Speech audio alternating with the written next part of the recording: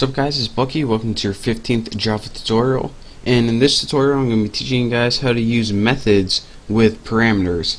Now in this tutorial we're also going to be building a custom function where we're going to let the user enter their name in an outside class, and it's going to call it in the main class and just say like hello to whatever your name is or something.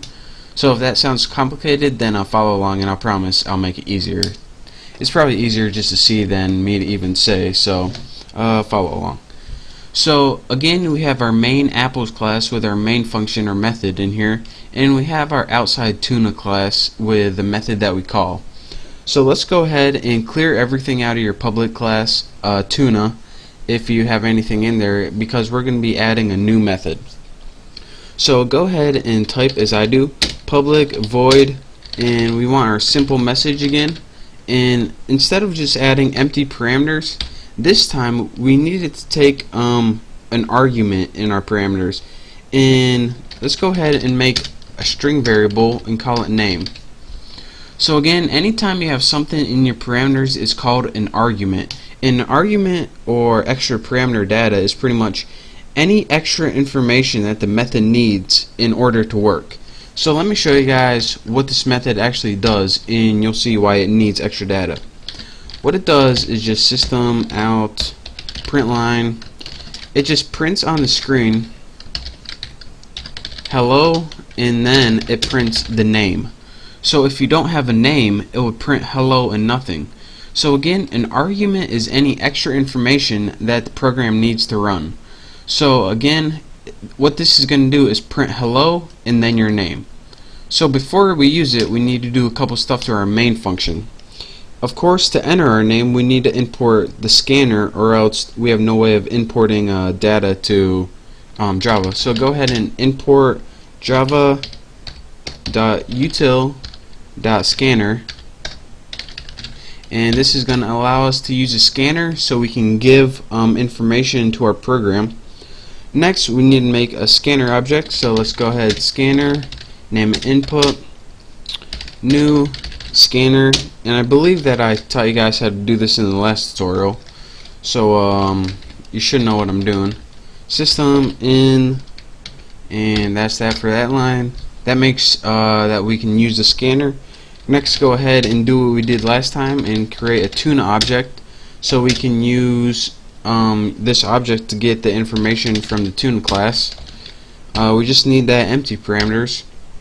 Next, let's go ahead and print system out print line, spell it right, and we just want to write a prompt to the user so it knows what to do. Enter your name here. So this is pretty much the only thing that's going to go on right now. We now have text on the screen that says enter your name here. Now we need the next thing they enter to be stored in the variable name. So let's go ahead and make string name, so the variable name is equal to input next line.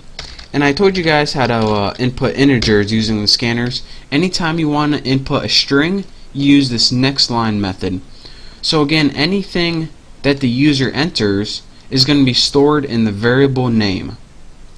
So now what it's going to do is look at name and say hello name. So if you entered Bucky, it's going to say alright, Bucky equals name, so hello Bucky. So now before we do that, we need to actually use that object to call the method. So tuna object, and go ahead and put your dot separator, simple message with your name parameters. And again, unlike last time where you don't use anything at all, you have to put the argument that it takes in here. And this says again that this isn't just a method that you don't need any extra information for. We're going to give you this extra information for something because we want you to do something with it. So go ahead and let's run this program, and then I'll show you guys what it does later. Enter your name here, Bucky Roberts, and then it says hello Bucky Roberts. And let me talk you guys through this one last time. We imported the scanner because that's how Java allows us to input stuff in the computer, like I typed in Bucky Roberts. Without this, I wouldn't be able to type in anything. Next, in our main function, we said, alright, we want to put this just allows you to use the scanner after you imported it.